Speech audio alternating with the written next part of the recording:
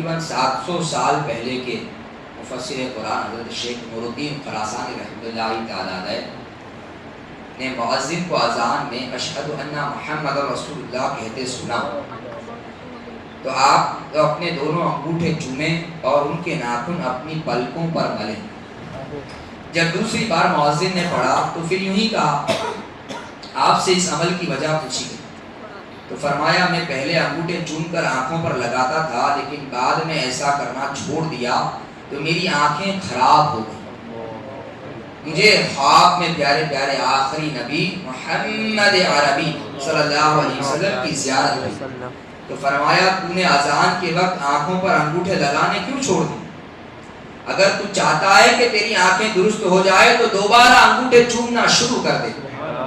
پھر میں بیدار ہوا اور میں نے انگوٹھے چومنے کا عمل کیا تو میری آنکھیں ٹھیک ہو گئی۔ الحمدللہ اس کے بعد سے آج تک میری آنکھیں کبھی خراب نہیں ہوئی۔ اللہ پاک کی ان پر رحمت ہو اور ان کے صدقے ہماری عاشقان رسول نام محمد صلی اللہ علیہ وسلم پر محبت و تعظیم کے ساتھ انگوٹھے چومنا مسلمانوں کا شروع سے معمول رہا، بلکہ یہ مبارک عمل تمام انسانوں کے والد محترم حضرت آدم صفی اللہ رحمۃ اللہ تعالی علیہ سے بھی ثابت ہے، اور یقیناً سعادت مند اولاد اچھے کاموں میں اپنے والد کے پیچھے چلتی یعنی انہیں فالو کرتی۔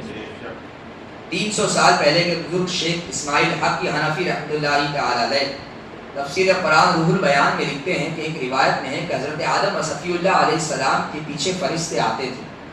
جب آپ نے پوچھا کہ ایسا کیوں کرتے ہیں، بتایا گیا کہ آپ کی پیٹھ میں نور مصطفیٰ ہے جس کی یہ زیارت کرتے ہیں، آگے چل کر یہ آخری نبی بن کر ظاہر ہوں۔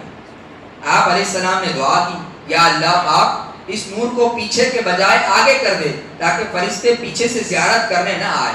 اس کے بعد وہ نور آپ علیہ السلام کی پیشانی میں چمکنے لگا اور فرشتے آگے سے زیارت کرنے لگے۔ پھر آپ علیہ السلام نے بارگاہ الہی میں عرض کی، یا اللہ میں بھی نور مصطفیٰ دیکھنا چاہتا ہوں۔ یوں وہ نور آپ کے انگوٹھوں میں ظاہر ہو گیا اور آپ نے انگوٹھے چوم لیے۔ سبحان اللہ، سبحان اللہ۔ نبی کریم صلی اللہ علیہ وسلم کی تعظیم و محبت میں جو عاشقان رسول عقیدت سے اپنے انگوٹھے چوم کر آنکھوں سے لگاتے ہیں وہ رحمت خداوندی کے حقدار ہیں، کیونکہ اللہ پاک نے قرآن کریم میں ہر مومن کو اپنے پیارے نبی مکی مدنی صلی اللہ علیہ وسلم کی عزت و تعظیم کرنے کا حکم ارشاد فرمایا ہے، جیسا کہ پارہ 26 سورۃ الفتح آیت نمبر 9 میں اللہ پاک فرماتا ہے وَتُعَزِّرُوهُ وَتُعَقِّرُوهُ وَتُسَبِّحُوهُ بُكْرَةً وَأَصِيلًا، اور رسول کی تعظیم و توقیر کرو اور صبح و شام اللہ کی پاکی بیان کرو۔ میرے آقا رحمۃ اللہ تعالی علیہ کی اس آیت مبارکہ کے بارے میں بہت پیاری گفتگو آسان کر کے پیش کی جاتی ہے۔ آپ فرماتے ہیں کہ اللہ پاک اپنے حبیب محمد رسول اللہ صلی اللہ علیہ وسلم کی سچی محبت، دل میں سچی عظمت ہے اور اس پر ہم سب کا خاتمہ کرے۔ مسلمانوں دیکھو، تمہارا مولا تبارک و تعالیٰ کا دین اسلام بھیجنے، قرآن مجید اتارنے کا مقصود ہی 3 باتیں بتانا۔ نمبر 1، لوگ اللہ اور رسول پر ایمان لائیں۔ نمبر 2، رسول اللہ صلی اللہ علیہ وسلم کی تعظیم کریں، اور نمبر 3، اللہ پاک کی عبادت میں رہیں۔ مسلمانوں ان تینوں اہم ترین باتوں کی خوبصورت ترتیب تو دیکھو، اس کا کرم دیکھو۔ سب سے پہلے ایمان کا ذکر فرمائیں اور سب سے آخر میں اپنی عبادت کو، اور درمیان میں اپنے پیارے حبیب صلی اللہ علیہ وسلم کی تعظیم، اس لیے کہ بغیر ایمان تعظیم فائدے مند نہیں۔ کہ یہ ظاہری تعظیم ہوئی، دل میں حضور اقدس صلی اللہ علیہ وسلم کی سچی عظمت ہوتی تو ضرور ایمان لاتے۔ پھر جب تک نبی صلی اللہ علیہ وسلم کی سچی تعظیم نہ ہو، عمر بھر عبادت الہی میں گزارے، سب بیکار و مردود ہے۔ صلو علی الحبیب صلی اللہ علیہ محمد۔ اے عاشقان رسول، اوپر بیان کی گئی آیت مبارکہ میں نبی کریم صلی اللہ علیہ وسلم کی عزت و تعظیم کرنے کا مطلق طور پر فرمایا گیا کہ کوئی قید بیان نہیں کہ اس طرح تعظیم کرو، اس طرح نہیں کرو، کوئی ایسی بات بیان نہیں کہ اس طرح سے کر سکتے ہیں کہ اس طرح سے نہیں کر سکتے۔ لہذا اگر کوئی نام محمد صلی اللہ علیہ وسلم سن کر محبت و عقیدت سے انگوٹھوں یا کلیمے کی انگلیوں کے پوروں کو چوم کر آنکھوں سے لگاتا ہے تو اسے تعظیم مصطفیٰ صلی اللہ علیہ وسلم کرنے کا عظیم الشان ثواب ملے گا۔ بلکہ ہو سکتا ہے اس کا یہ ادب کا انداز اس کی مغفرت کا سبب بن جائے. جیسا کہ حضرت وہب بن منبہ رحمۃ اللہ تعالی نے فرماتے ہیں بنی اسرائیل میں ایک آدمی تھا جو 200 سال تک اللہ پاک کی نافرمانی کرتا. جب وہ فوت ہو گیا تو لوگوں نے اسے ٹانگوں سے گھسیٹ کر گندگی کے ڈھیر پر پھینکا. اللہ پاک نے حضرت موسیٰ کلیم اللہ علیہ السلام کی طرف وحی فرمائی کہ جا کر اس کی نماز جنازہ ادا کر. بہت ہی بڑا نافرمان گنہگار ہے. لوگوں نے اس کو گندگی کے ڈھیر پر پھینک دیا. ساری زندگی گناہ کرتا ہے، نافرمان ہے. لیکن اللہ پاک نے وہی فرمائی کس پر؟ اس وقت کے نبی حضرت موسیٰ علیہ السلام پر کہ جا کر اس کی نماز جنازہ ادا کر. پیارے اسلامی بھائی، آپ علیہ السلام نے عرض کیا اللہ بنی اسرائیل کہتے ہیں کہ وہ 200 سال تک تیری نافرمانی کرتا رہا. اللہ پاک نے ارشاد فرمایا وہ ایسا ہی تھا، وہ ایسا ہی تھا، مگر وہ جب بھی توریت کھولتا اور نام محمد صلی اللہ علیہ وسلم کو دیکھتا تو اسے چوم کر آنکھوں سے لگاتا اور ان پر درود پڑھتا. بس میں نے اس کا یہ عمل قبول کر کے اس کے گناہ معاف کر دیے ہیں اور 70 جنتی حوروں سے اس کا نکاح کر دیا. تعظیم جس نے کی محمد کے نام کی، خدا نے اس پہ نار جہنم حرام کی.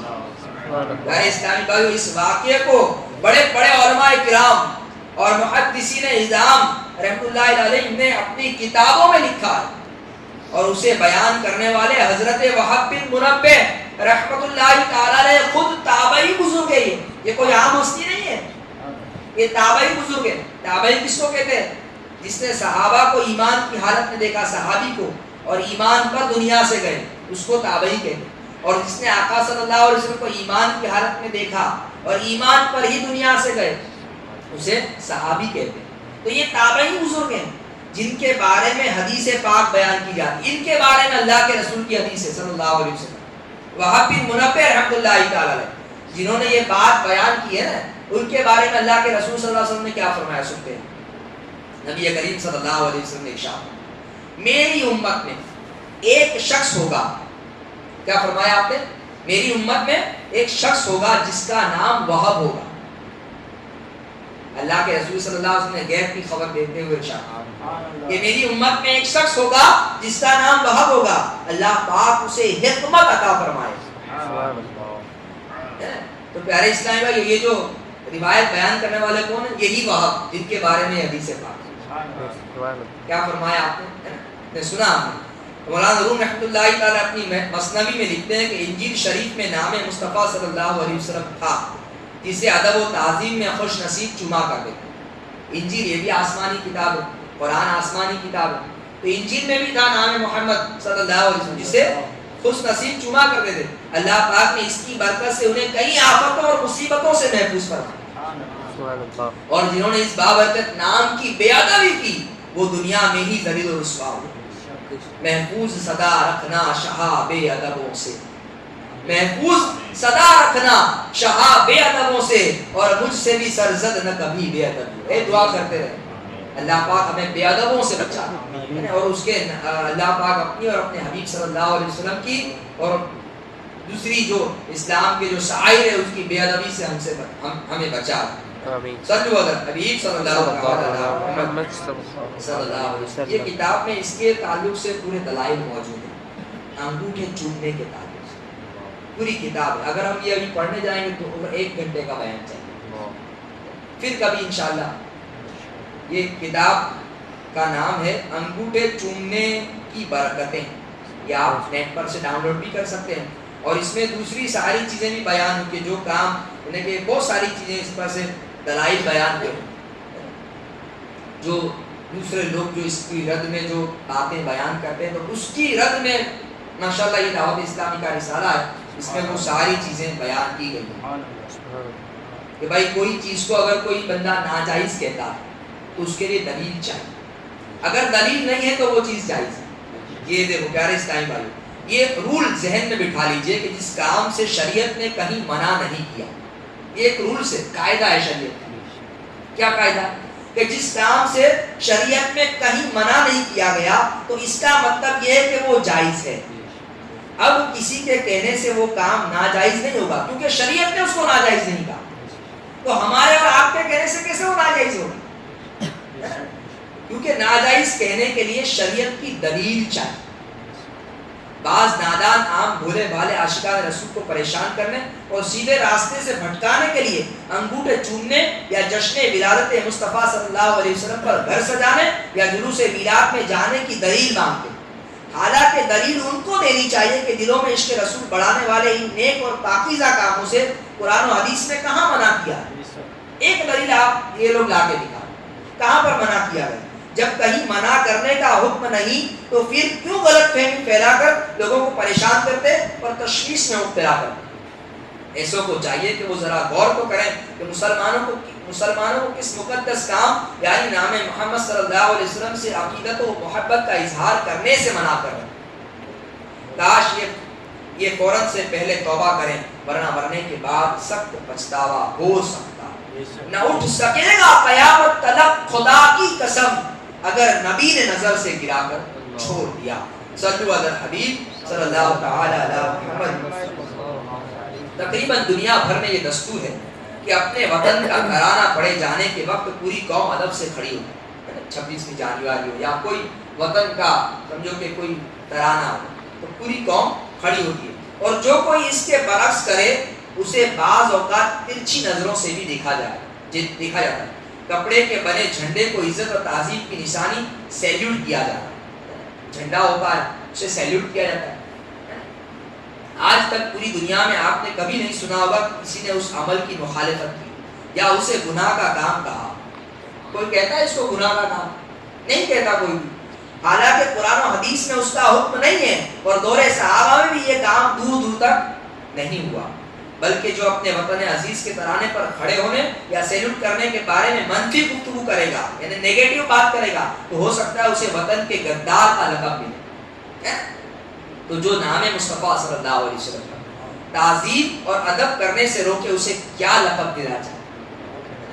پیارے اسلامی بھائیو، بہت بڑا بیان اگر میں پڑھتا چلا جاؤں گا تو ہو سکتا ہے کہ اس میں بہت سارے دوسری بھی چیزیں موجود ہیں۔ اللہ پاک ہمیں بے ادبوں سے بچائے اور ہمیں آقا صلی اللہ علیہ وسلم سے سچی محبت کا۔ یقیناً پیارے اسلامی بھائیو، محمد کی محبت دین حق کی شرط ہے اول، اسی میں ہو اگر خامی تو سب کچھ نہ ہو۔ کوشش کریں پیارے اسلامی بھائیو، اپنے آقا سے عشق بڑھائیں، سنت رسول پر عمل کریں، آقا صلی اللہ علیہ وسلم کی ہر بات مانیں، ان کے ہر قول پر ہمیں ہمارا عمل ہونا چاہیے، ہر سنت پر ہمارا ایک دم جذبے کے ساتھ، جوش کے ساتھ، محبت کے ساتھ عمل ہونا چاہیے۔ اللہ پاک ہمیں عمل کرنے کی توفیق عطا فرمائے، سچی محبت عطا فرمائے۔ آئیے ذکر ہوگا انشاءاللہ۔